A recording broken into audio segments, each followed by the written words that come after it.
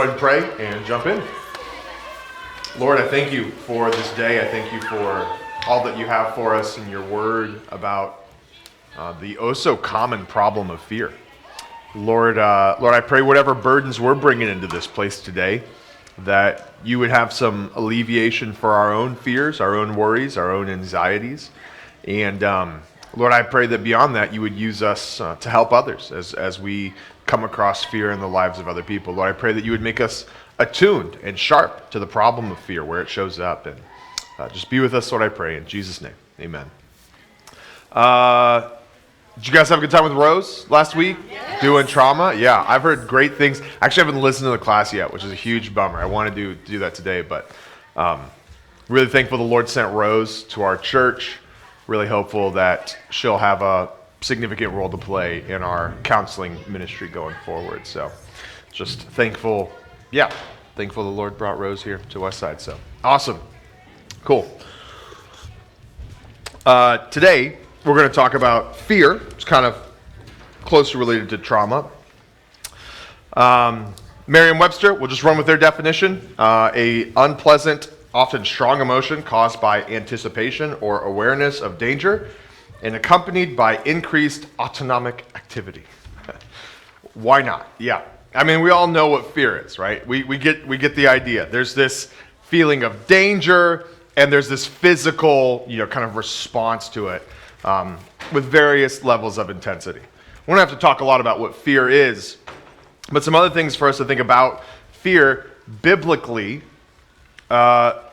And this is before that next one as the check engine light. But before that, do you guys have any texts, any Bible passages in your mind that help to kind of diagnose where fear comes from or the source of fear? Well, we know it's not from God. It's not from the Lord. Amen. Right? The spirit the Lord gives us is not a spirit of fear, right? But a spirit of power. That was what Dean read that verse for us a couple weeks ago in 2 Timothy chapter 1. But anything else? Any passages that you can think of in the Bible that really kind of nail fear in an interesting way or in a clear way? Well, whenever an angel appeared, Okay. they would say, "Do not fear." Do not be afraid. Yeah. Because of the unknown. Yeah, sure. Because of the unknown, you're seeing something holy. Absolutely. He was called like the father of lies or something somewhere. Satan. Mm-hmm. Yes. Yep. He's definitely sowing that. One passage that I go to frequently with this is Matthew 8. And looking down at verses 23 through 26. Then he got into the boat and his disciples followed him. Suddenly a furious storm came upon the lake so that the waves swept over the boat, but Jesus was sleeping. The disciples went and woke him saying, "Lord, save us. We're going to drown."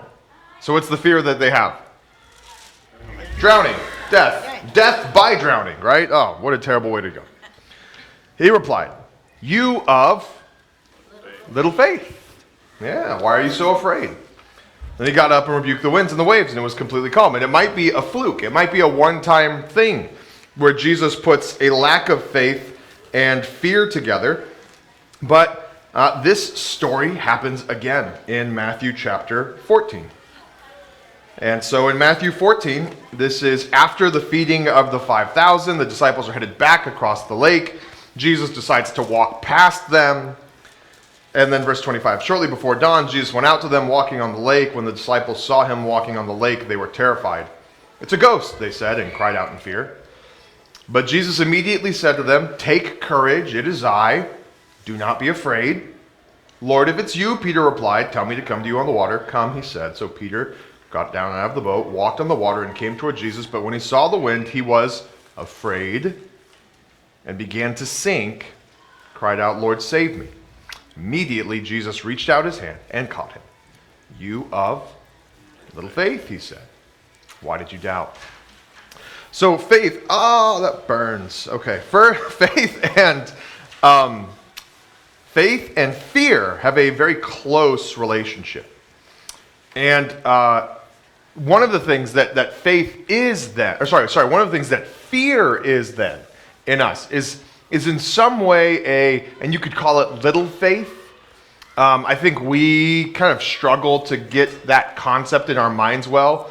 Jesus says if you have faith the size of a mustard seed, that you can move mountains. And so we think, is it about like an amount of faith? You'll frequently hear this in other denominations telling people, such and such happened because you lacked faith. The way that I like to think of it more that's just kind of helpful for me is the quality of one's faith, or the things one believes or doesn't believe about God in that moment. Oh, thank you. Appreciate that. But basically, you could trace fear back to some kind of a faith problem. And you could think of Peter, that moment, kind of having more faith in the wind and waves' ability to kill him than he had in Jesus' ability to save him. The disciples, as the boat is sinking, they have more faith in the wind and waves to sink the boat, even though the boat has the Son of God in it, than they have faith in the Son of God to bring them through the storm. And so that's the kind of lack of faith. And it's not the lack of head knowledge. It's not the lack of it's not like I don't believe God could save me. I just think that right now he's not intending to. He's going to let me die right here, and that's terrifying. So there's faith has this relationship with fear. They are very much connected together. It's one of the things that's difficult to tell someone in a counseling situation. Very difficult to say to somebody, "Oh, well, you're afraid because you lack faith." Right? That's maybe a harsh thing to say to somebody. And yet Jesus says it twice to his disciples, right? So one of the gifts in counseling is to be able to be a velvet hammer, right? To be gentle and kind as we say that. And remember that Jesus doesn't say these things to hurt, right? Because what does he do right after he says you have little faith? He calms the wind and waves, right? And then who are the disciples afraid of? The person they're in the boat with, right? So it's interesting how this works. The way that I like to think about the way that I like to think about fear is that it is one of the check engine lights of the soul, if not the check engine light of the soul. It's letting you know, hey, something's not right under the hood. You'd better go and take a look, all right? So it's not always immediately evident what's wrong, but it's letting you know, hey, we might have a faith problem here.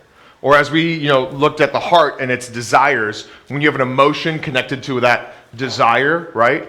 Okay, we might have an idol problem here, but you don't know if it's an idol issue, you don't know if it's a faith issue, you don't know if it's some combination of the two. Just the feeling of fear lets you know, hey, something is going on.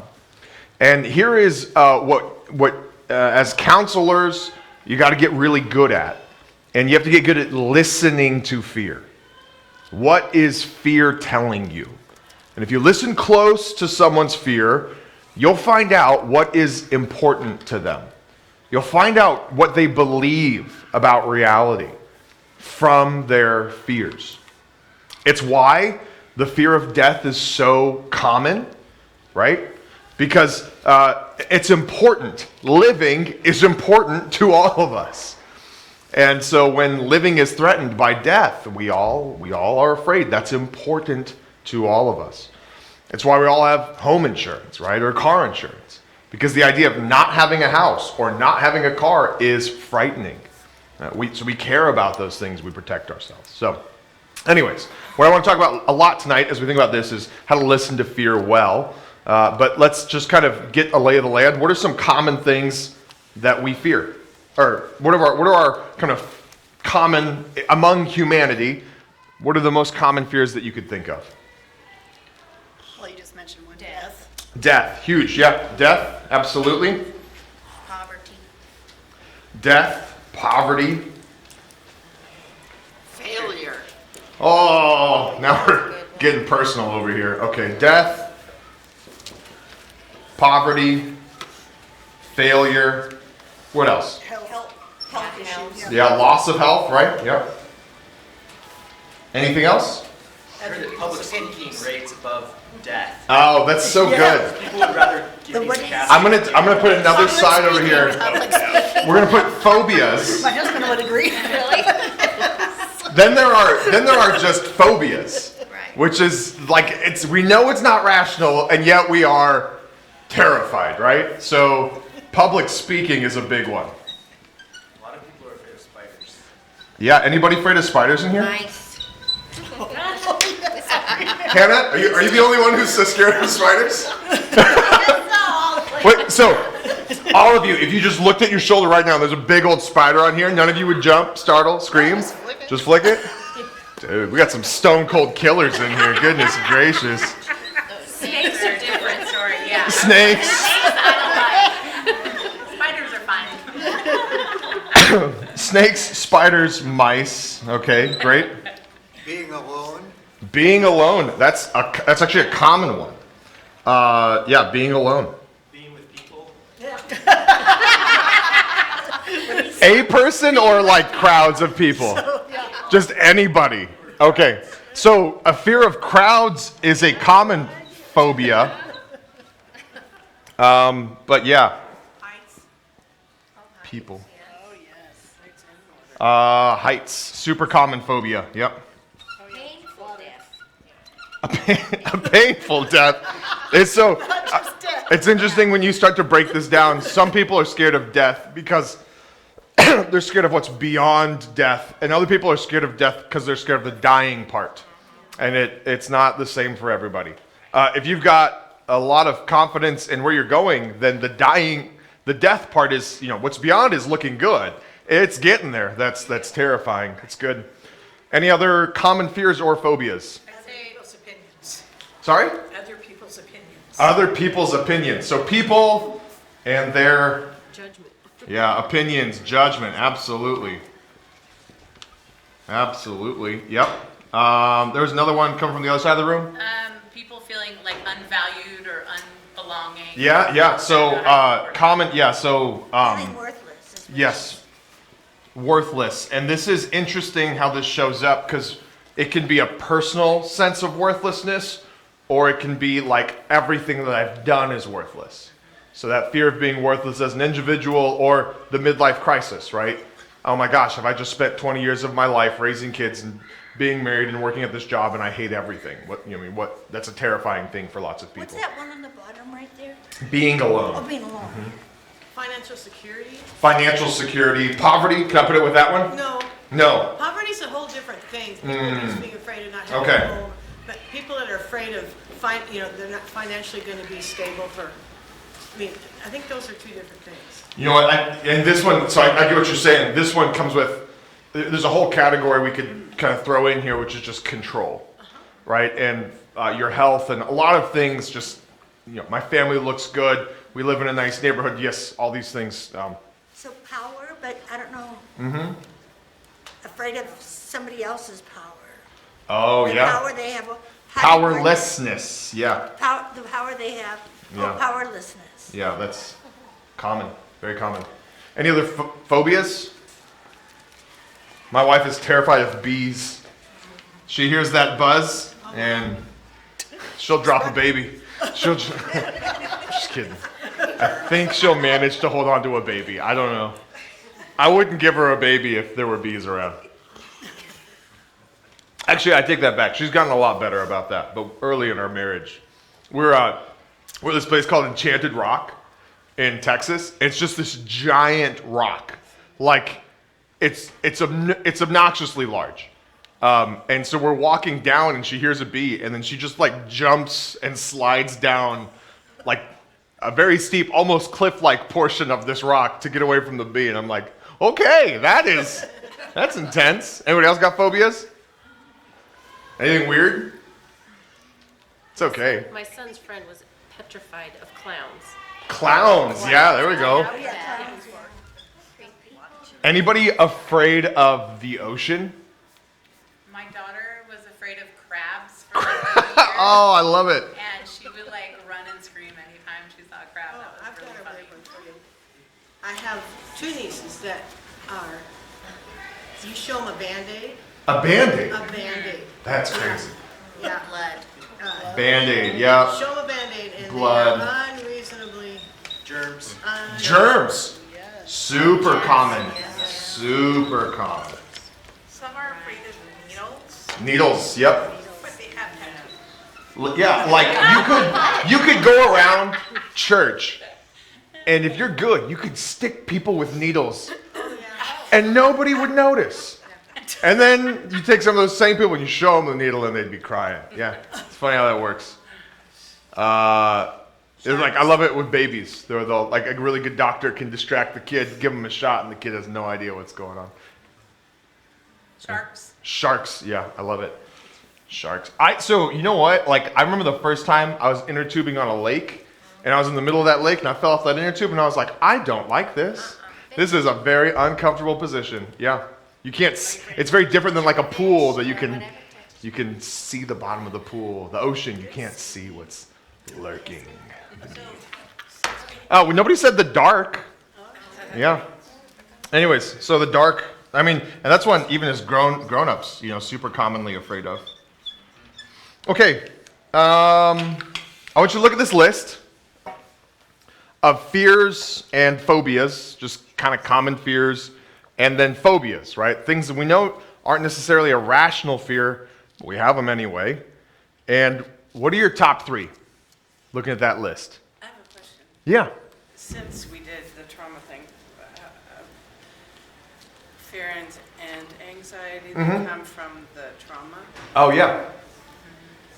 I just, Yeah, so you can develop and so again, we'll get good at listening. post-traumatic Yeah. stress. Get good at listening to the fear, and you'll find out what's important to you. So even a phobia, even an irrational fear, if you listen to it, might tell you what is valuable to you. I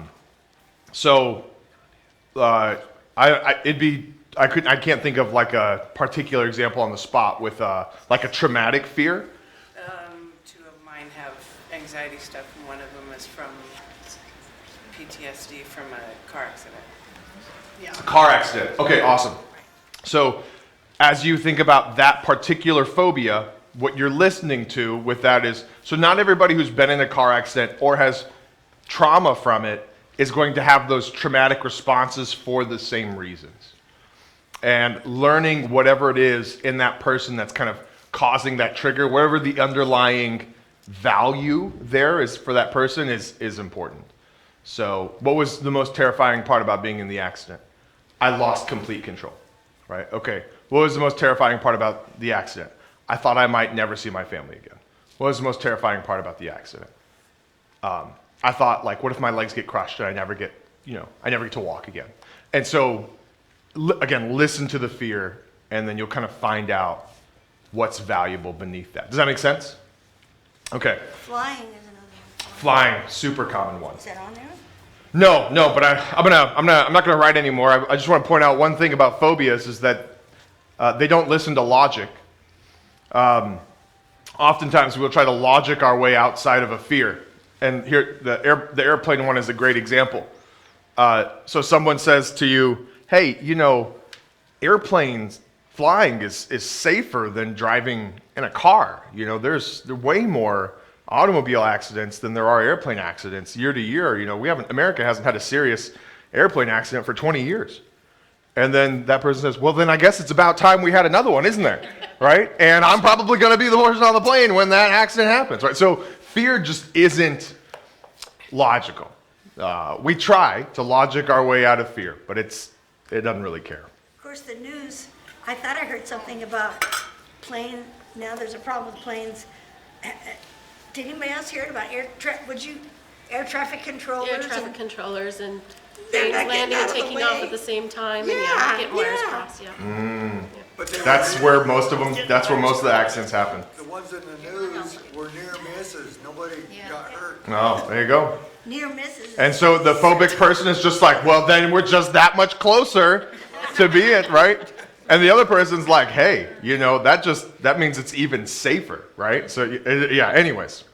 Because it seems like a lot of those phobias have some grounding in reality. 100%. It's not like Yes. bunny rabbits. There aren't too many phobia. Well, and that's an Like, interesting, sharks could eat you. There's some sort of a threat here, right? Yeah. Like spiders can be poisonous. Yeah, it's not common that someone is just like afraid of chairs, Yeah. right? It happens, but it's super uncommon. Most of our fears are grounded in some kind of a threat. It's just been blown way out of proportion for whatever reason. And that's what I mean about it. It resists logic. Yeah. It's like, okay, how much of a threat is that really? And fear just can't answer that question rationally. It's good. Okay.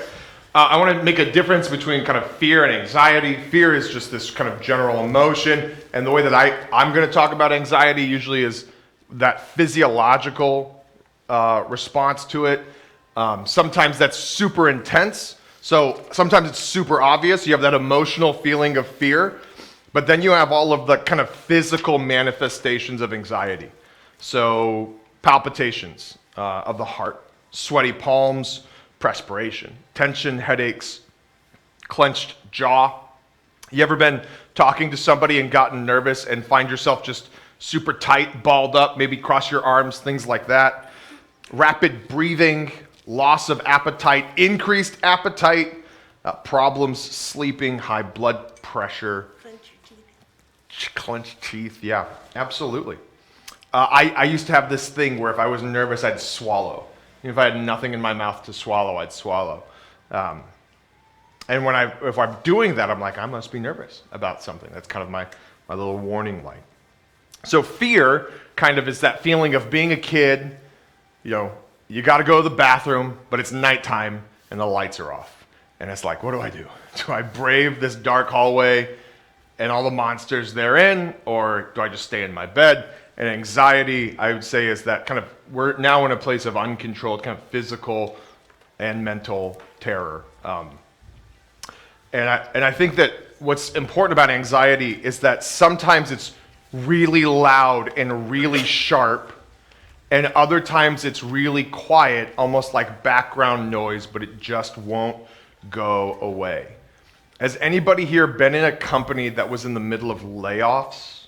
Just curious. No? Once? Yes? Before? Were you nervous about losing your job? I did. You did lose your job. Were you nervous about it before it happened, or were you like totally at peace? No. I wasn't nervous. That's good. For a lot of people, like if you're working at Facebook right now, and it's just every time Facebook's in the news, they're laying off 5,000 employees, you could walk around with a sense of fear and anxiety that may not manifest as something really obvious, like rapid breathing or something like that. But it might be just a kind of a loss of appetite. Or you go to the doctor and they're like, hey, you've had high blood pressure for a while, right? So sometimes the body is responding to fear, even if mentally we're not super aware of it. Dreams, actually, is another interesting way to find out if you're living in fear. And this is going to sound ridiculous, I had a tooth back here that had a cavity, and it broke open one day, like on me. Like I was chewing something and the thing broke open. It was disgusting. And then for like months, years after that, I would have this recurring dream of all my teeth breaking. I'd be like chewing, I don't know, anything. And then all of a sudden, just in my dreams, like all my teeth would crack and fall apart. And then I'd wake up and be like, are my teeth still there? And it was just this like kind of recurring, and I would just kind of walk around nervous that another tooth would break. And this was like, don't have any dental insurance and, for years and that sort of thing.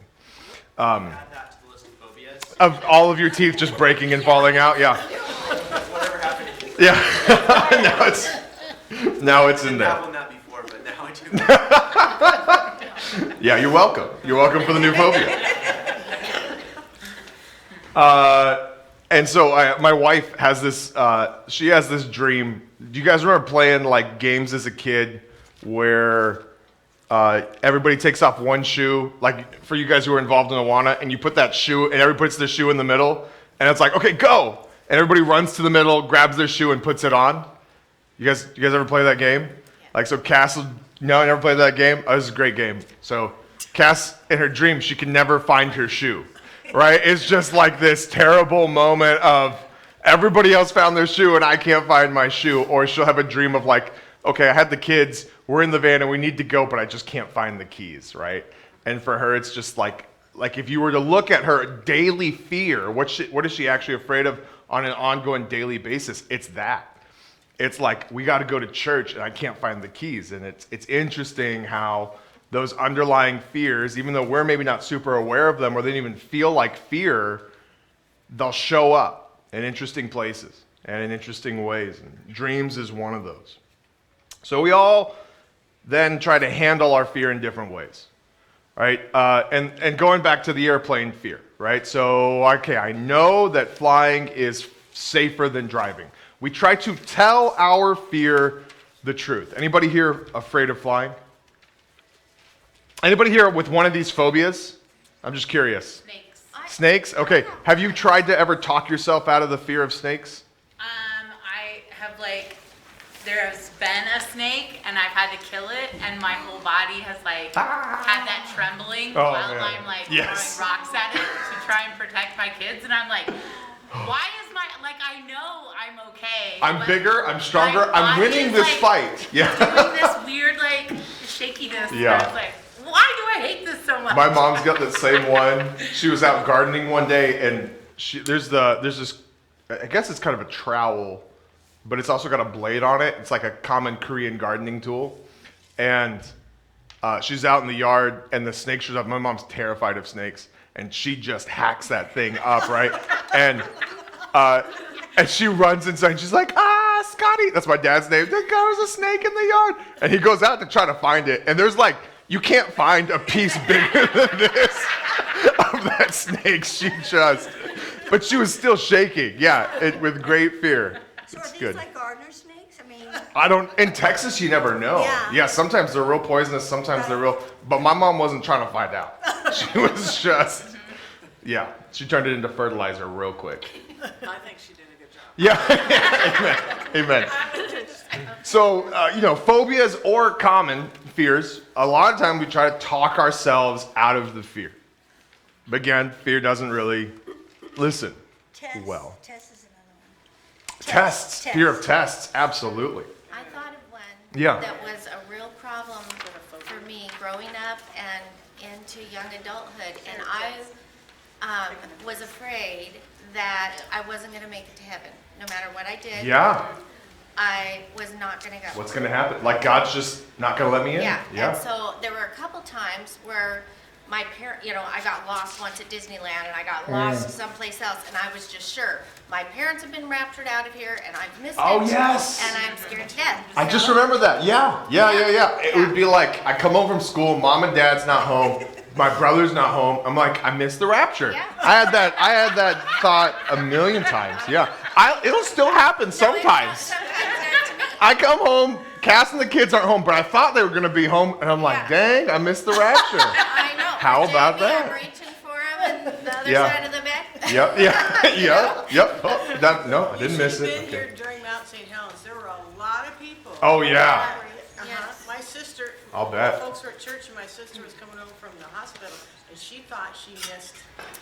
She thought she missed it. Yeah, I believe it. So, that's a big fear for a lot of, So you try to logic your way out of fear and anxiety. Fears don't usually listen. Sometimes they do. The next thing that we do in our day and age is that we medicate it. Now, we've been medicating fear for a long time. The medication of choice has been alcohol for most of human history. But now we've got a lot more medicines that reduce the physical symptoms of anxiety or mellow you out mentally to the point that you don't have these kind of spikes of fear. Oftentimes that doesn't work as well as we want, or it works initially, but fear has a way of persisting despite the medication. So the other thing that you'll see a lot is we desensitize ourselves to fear. This is the dad who's got a boy who's afraid of swimming, and he's like, well, we're just going to throw you in the water. So we call that immersion therapy. Then there's gradual immersion therapy, which is the nicer dad is like, we're going to play with squirt guns, then we're going to get super soakers, then I'm going to spray you with the garden hose, then and you just kind of increasingly introduce that person into that. And then there's like another kind of desensitization that used to be really popular. You don't see this as much anymore, but people would say, go to your happy place, right? And so you just kind of be in the middle of a scary situation and think of a beach on the Bahamas until you felt comfortable. And again, it's a desensitizing of yourself to what's going on. So desensitizing is another common way to try to deal with that. And it works for a lot of people, and it doesn't work for a lot of people. When all that doesn't happen, we typically retreat and we start to overprotect, right? Okay, well then I will just always make sure to avoid that fear, and I'll always protect myself from that fear. And that's where you get helicopter parents, right? This is where you stop leaving the house. And that's what we do. And in this country, there was a time where people rarely locked their doors, right? But it's not by mistake, right? As we just become more and more aware of more and more crime now, we all lock our doors. Does that mean that we're all handling fear through overprotection? No. Are some of us handling fear through overprotection? Yes, right? And you have to listen to your fears and understand what's going on here. Yeah, it is so easy to pick a lot, right? It is, if you know how. It's also really hard if you don't. Not that I've ever experienced that before, or have a lock-picking kit in my garage right now. It was a church lock. It was just a door at church that nobody had the key for.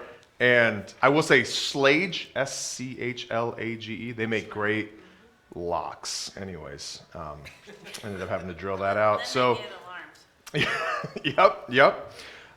So then we overprotect, and there's a million ways that we overprotect, but we do that, and then the other thing that ends up happening with that, if you don't have any way to, if your brain's really broken, we end up all becoming a little OCD, and some of us massively OCD, and then if you just add religion to that, it just becomes superstitions, right? But superstitions are just religious OCDs.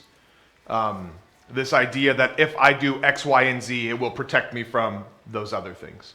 And so the simplest, form is the fear of germs, and I'm going to go wash my hands for 2 minutes in scalding hot water, right? And you go to the bathroom with somebody, and they're in there washing their hands when you get in.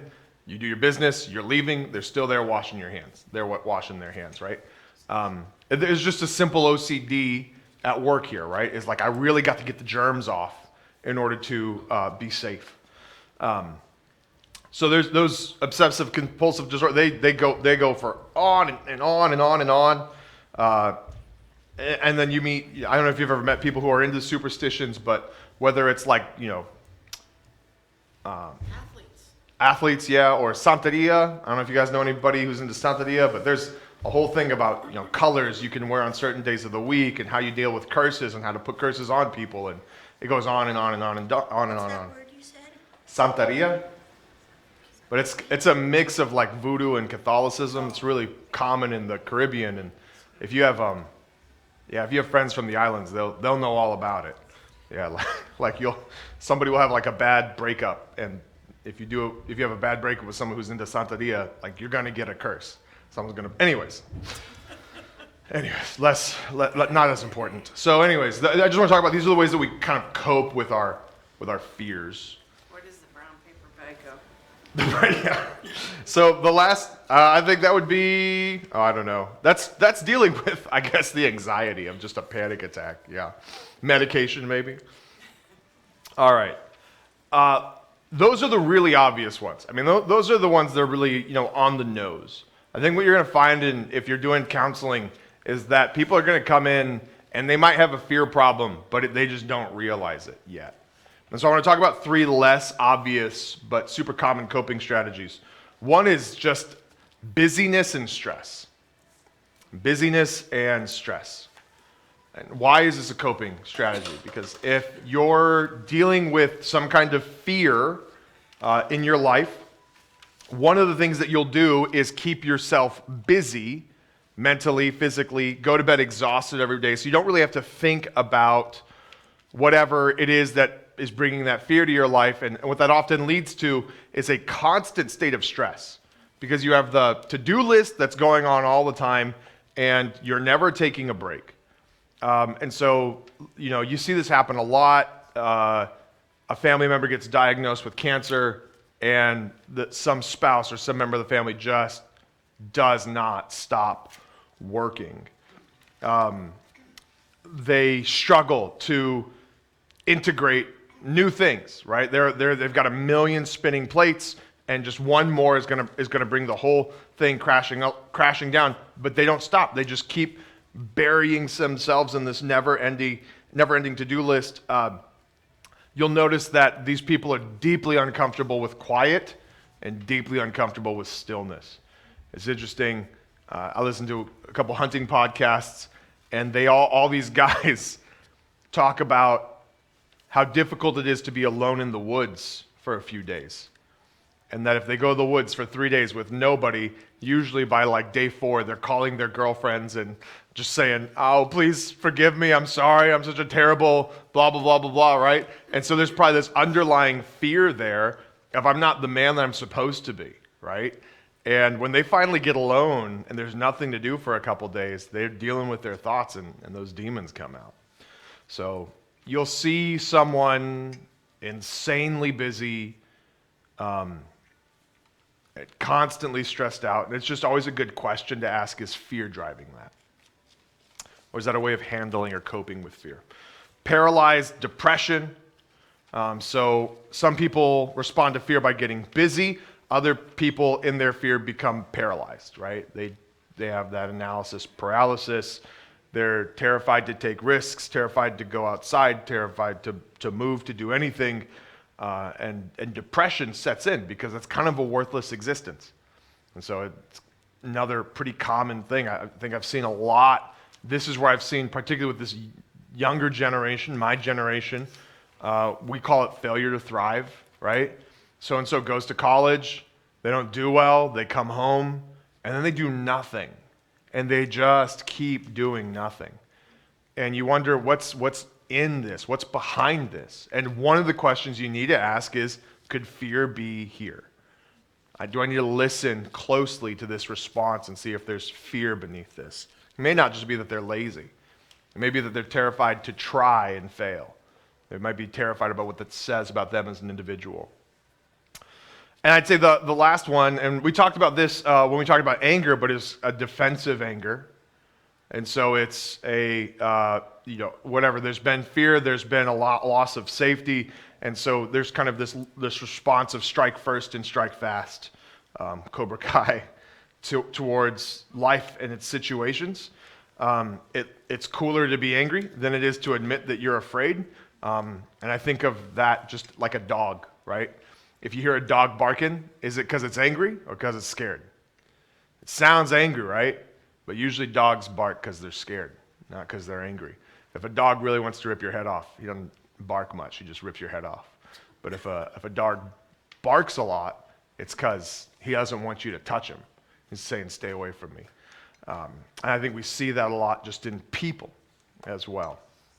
So any of those coping strategies is more or less how we go about kind of dealing with our fear.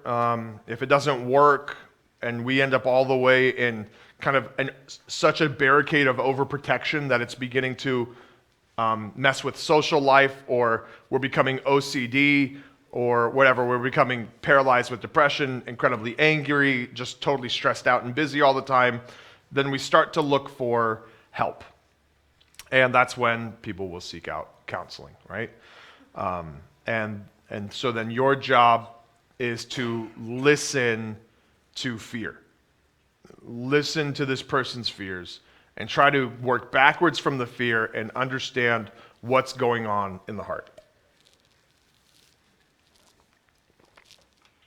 So there's a couple kind of big ones that we could think about as we listen to fear. The first one is that my life is in danger. Second one, my well-being is in danger. Third, that my treasure is in danger. Fourth, that my sense of value or identity is in danger. And then fifth, that my perceived need is not going to be met. So those are just five big ones. There much more could be said, but we'll leave it at that for today. And the goal here is it's to listen to the fear. So, fear, like life, the life is in danger. So, the desire up in here, the feeling, right? The feeling is fear. And you're trying to work backward to what's the desire. Fear of car accidents, fear of falling off cliffs, fear of cancer, fear of being a victim of some random shooting. And all of those I'm thinking of just full-on death. And then I would go into that as well, kind of near-death things, injury, fear of being crippled, fear of having some kind of sickness that never goes away, and even fear of physical pain is what I would put in this first category of life, right? Just your physical life is being in danger, and you want to listen to that. So, like again, back to the car accident example, someone says, I'm terrified of being in a car accident because I got hit by a truck. The car rolled, we skid down a cliff, and we almost died. Okay, what was the scariest part about that? Dying. All right, awesome. We got that. What was the scariest part of that? Being physically crippled. Okay, so that would be same category here, which is that value. So the fear here, the desire in the heart is life, right? Whether that's physical wellness or just for my life to continue, that's the desire. So that's what you're listening for. The second one is well-being. And I'm thinking of now factors beyond the physical, but lead to a good life. So here's some common ones. Meaningful work. People are afraid of not having a meaningful job.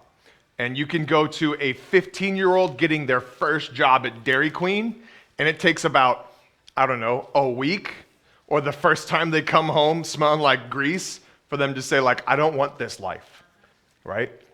So fear of that. Financial independence is another thing that we think of with a good life. People are afraid of being financially dependent, being a financial burden on their families. Genuine relationships. It's another fear of not having real relationships with other people. I just want one person who really understands me, one person who really gets me. And it can be terrifying to think that you can't be totally honest with anybody on the planet. Enjoyable hobbies, and a reliable future. Those are all just kind of my well-being is in danger. And I think this person looks a lot like a guy in a midlife crisis. His life isn't threatened. He's not going to die, but the fear is that all of this work and everything that he's done doesn't matter much. He doesn't have any meaningful relationships. He's just not happy with these things. Or another person like this might be someone who's you guys have friends who constantly want their friends to like them, right? Maybe for that person, meaningful relationships are super important, right? And so you're listening to the fear and trying to figure out what's the desire here. The next one, so that's life, well-being. Next, I would say treasure. So these are just other things that we hold dearly. And, we thought about the rapture comment earlier, but this one, you ever just hey, your spouse says, hey, I'm going to be home at 10, and 10 o'clock rolls around and they're not home, and then 10:30 rolls around and they're not home, 11 rolls around and they're not home, so you give them a call, they don't pick up. What do you guys usually do? Pray? Yeah? I look on my locator on my map. Locator on your maps? Man, we have so much power now that we didn't used to have. I go start looking at the news and try to find out if there was an accident. I'll just go look at Google Maps just to see if there if an accident happened and see if it's on a route that my wife should have been on. What is that fear? If we're listening to that fear, what is that fear saying? What is Joe afraid of losing? That person, right? That person is my treasure. So sometimes people are our treasure. Or being by yourself. What's that? Or being by yourself. Being by yourself. Yeah, and I'm not too afraid to be by myself, but I really love Cass. You know, I really like having her around. You might be afraid of having to do with the kids. Afraid of work. That is terrifying, but in a different way. Yeah.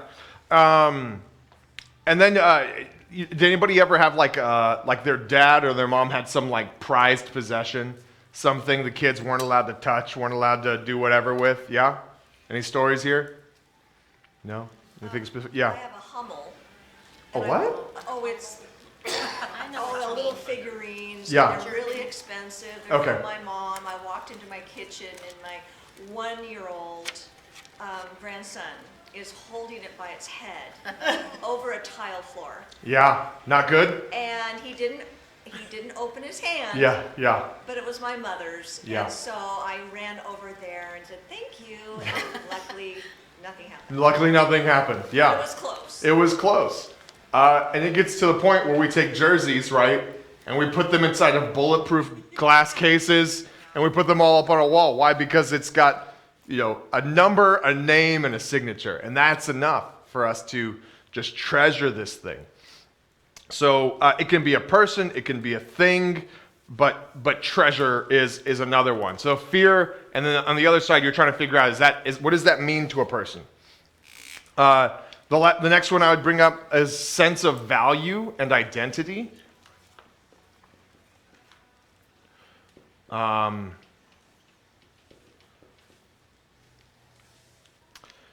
And I would put this in a couple different ways of looking at this, particularly with identity. I think there's might be maybe 4 things that we really, at the end of the day, really kind of build a lot of identity on. And I'm just gonna relate these to perception because I think that's where fear shows up a lot in this. But what do others perceive of me?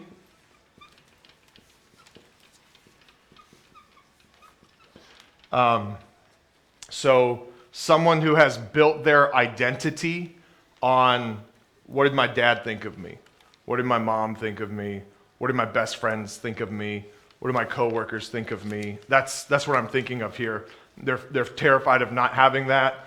I think a second one, if it's not others, often it's what does God think of me?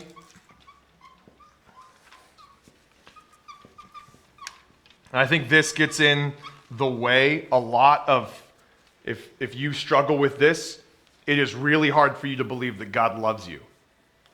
And if Jesus were to say like, "O ye of little faith," to you, it would probably be on a line of, God loves me. Just a very difficult thing for you to believe, perhaps. And then the third one is, I'd say, what do I think of me? And it's not that it's just one.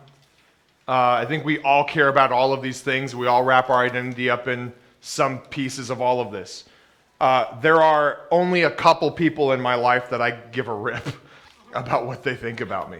I really, like, most people could say terrible things about me, and I'd sleep really well. There's about 5 people in my life where if they said, "Joe, you're a real piece of work," I wouldn't be able to sleep. That would just tear me up. What does God think of me? This is a big thing for me.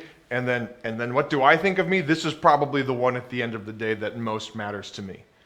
If I can't go to sleep at night, it's usually because I'm not okay with who I am. I'm not okay with what I did on this day. Like, for me, one of the things that makes me feel good about my own identity is that I have to outwork the people around me. If I don't feel good about myself.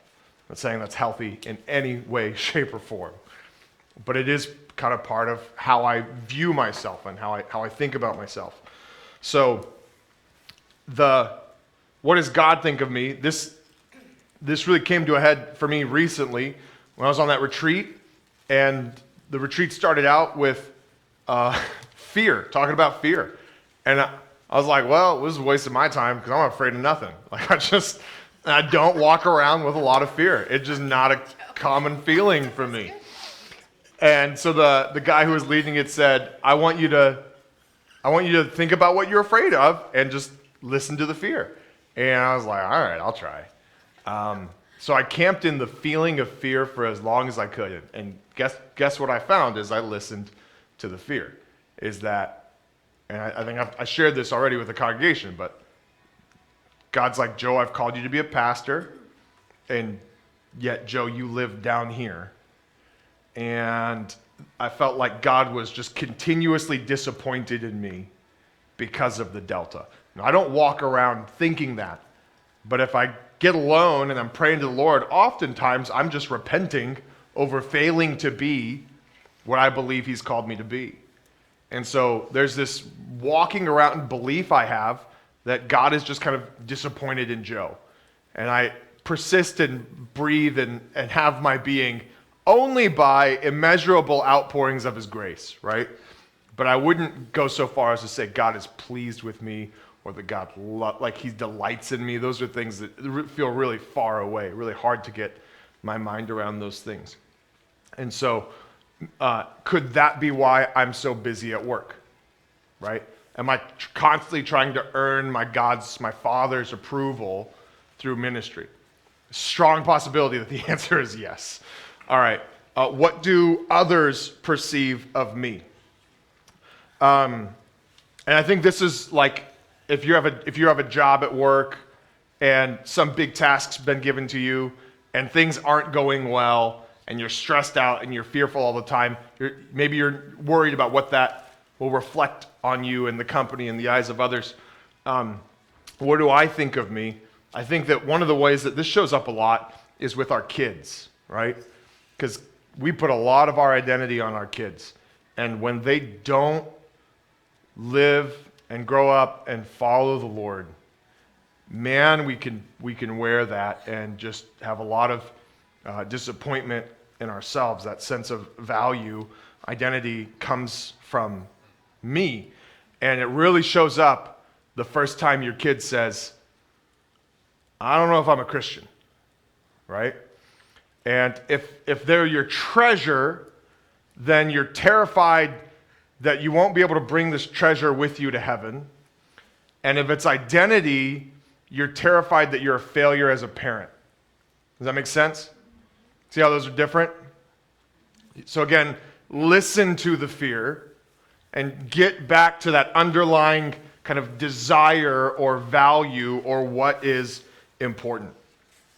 The last one is that a perceived need may not be met. So we have these things that we think are needs, and if we don't get them, there's a lot of fear. I think this drives a ton of our social media culture right now, that the need is to be praised, to be liked, to be followed, to be real online.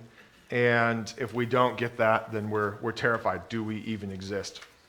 So it really doesn't matter what it is, we can be afraid about it, right? If it exists, we can find a reason as humans to have fear over that particular thing. And that's actually kind of a wonderful gift of God. Because what it means is that fear is at all times reminding you, you are not God. You are a dependent being. You are not self-sufficient. You do not have control. And that's not by accident. That is by design. God made you to rely on something greater than yourself. Fear reminds us that hope is the way that we should be living.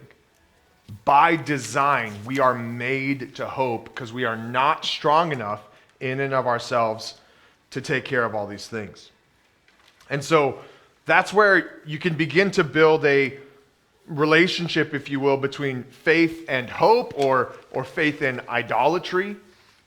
Fear and hope, or fear and idolatry. This is another tough one when you're talking to someone and they're like, I'm afraid, and you're like, oh, just because you have idols in your heart. Like that's not the way that you want to say it. But what you do want to help somebody understand is, man, what is it that is most valuable to you?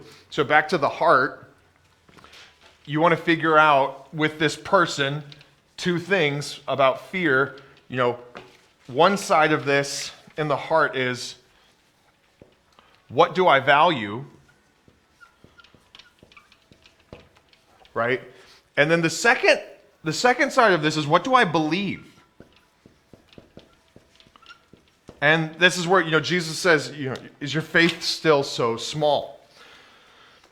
So by listening to your fear, you can figure out a couple things. You can figure out what is valuable and important. We've talked about that. You can also figure out what I believe I need for peace. What are you afraid of getting? What are you afraid of losing? What are you afraid of not having? So if you have that, will your fears go away? Yeah, my fears will go away. Okay.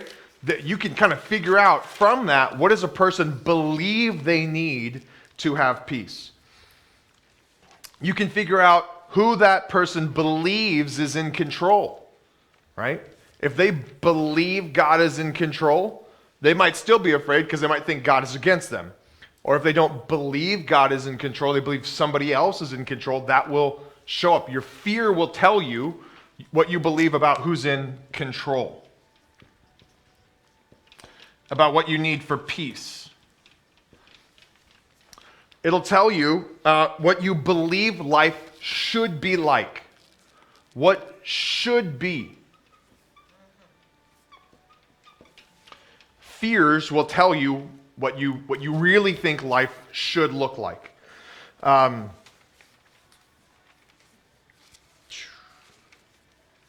can figure out what I believe about God and his attitude towards me.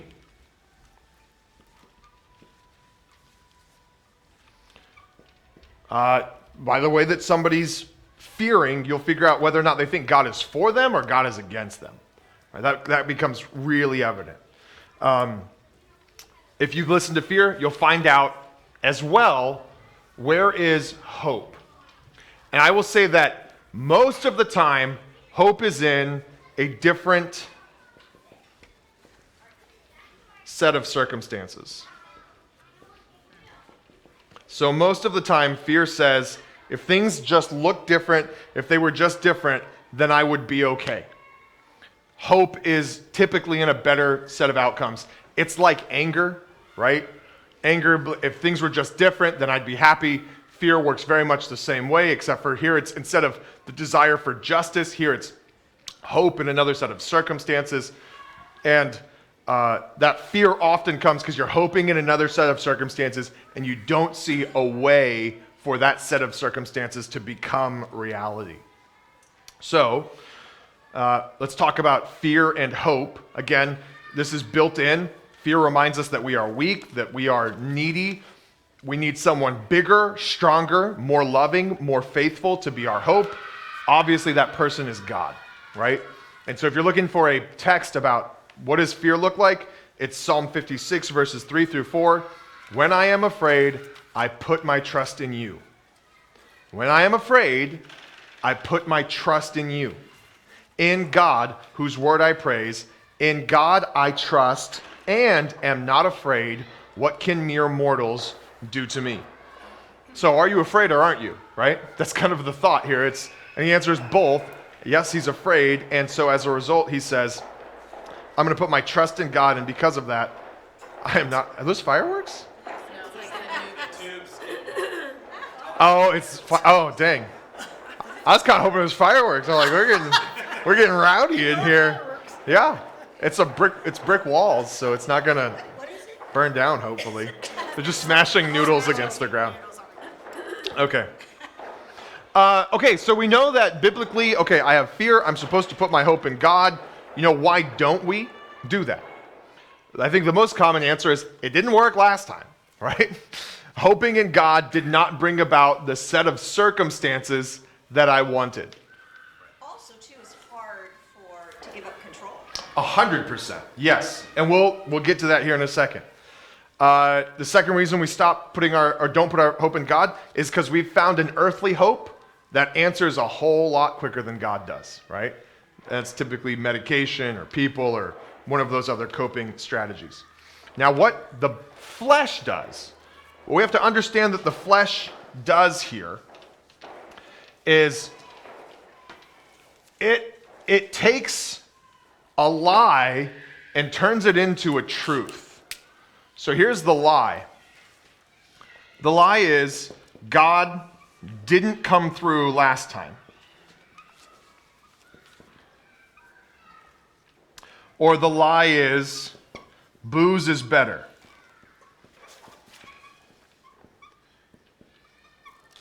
Now that is not true, right?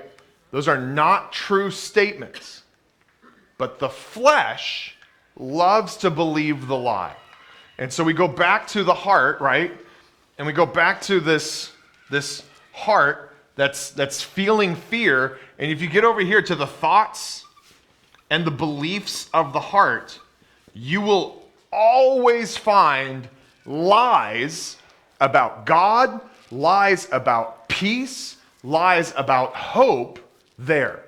There's a fundamental part of fear. And so when Jesus says to the disciples, O ye of little faith, I think this is what he's talking about.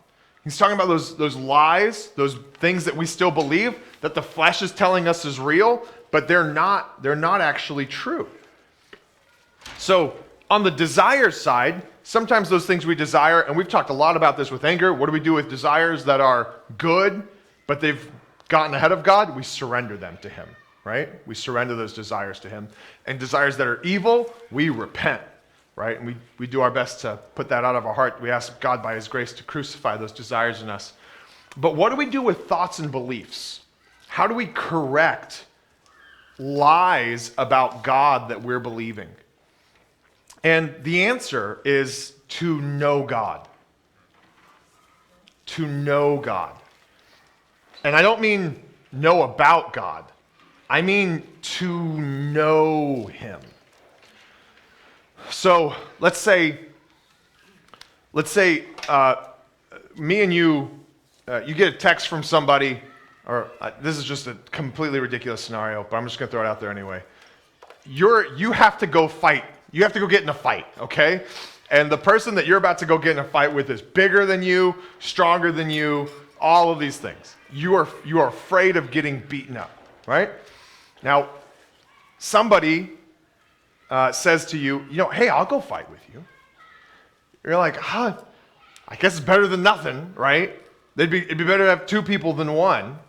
But if you know that this person who wants to help you in this fight is, black belt and jiu-jitsu and, world champ MMA and all this other stuff, you're like, I feel really good that this person is going to come and fight. If they're a stranger and they say, I'm all these things, you're like, I'm not really sure. But if you know the person, if you've seen them train, if you know what they're capable of, and they say, I'm going to go help you in this fight, now you've got a lot more peace. Like, actually, I'm not even going to fight. I'm just going to stand back. I'm going to let this guy do all the work for me, right? And I would say that this is the same thing that the believer needs when it comes to knowing God. To know that God is bigger, better, and in control, that he is the one who's ordaining all things, that his circumstances, although they may be different than ours, in fact, Paul would say that the Lord's ways are inscrutable, they're beyond comprehension. So I know God isn't going to do what I want him to do, but that it's better, to know that it's actually better, requires me to have a relationship with God and to know him as my Father, right? Luke 15, 11 through 20 is the parable of the prodigal son, right? The son knew his dad the whole time, right? But when does he really know the Father? It's at the end. It's at the end when he sees his father coming from a long way off, and he says, what do you say? My dad's a good guy. His slaves do really well. I could just be a slave in my dad's house, and I wouldn't have to eat this crap. I'm gonna go be a slave in my dad's house. So does he know the Father? Yes, he knows the Father. He knows about the Father. He knows enough about the Father to come home and try to be a slave in his dad's household. But he knows the Father when his dad comes, runs to him, throws his arm around him, puts a robe on him, puts a ring on him, and says, my son's come home, right? To know God as your loving Father is totally different than to know about God as a loving Father. Romans 8, 14 through 39, right? We have the Holy Spirit who cries out, Abba, Father. Other things in there, King, Psalm 9, that he's sovereign, Ephesians 1, 11 through 14, that he's good, Psalm 145, that he's faithful, 2 Timothy 2, 11 through 13, that he's loving, Ephesians 4, 14 through 21. And there's a million more things that we could go through. But what your job is as the counselor is to really find that value and those beliefs and get to those particular truths about the Lord that this person needs to know relationally, that God is these things. Only then can he be someone that somebody will legitimately put their hope in, right? It's like, again, you're in a fight and my son Palmer comes up to you, he says, hey, I'll help you fight that guy. You're like, Palmer, I think if you're in the fight, it's actually going to be worse for me, right? But if it's that MMA stud, right, then it's like, okay, we're going to be okay. And the only way for any of us to genuinely be able to do what, back to the very beginning, what Psalm 35 says, right, which is, Psalm 36, when I am afraid, I put my trust in you. Why is David able to do that and walk away unafraid? Because he knows God. And God has come through for him time after time after time, after enemy after enemy after enemy. And so when his enemies come against him, he knows where to put his hope. And so here's the last thing I want to say, is that fear is not a thing to be necessarily eradicated in the believer. I wonder if Jesus ever felt truly afraid. I don't know.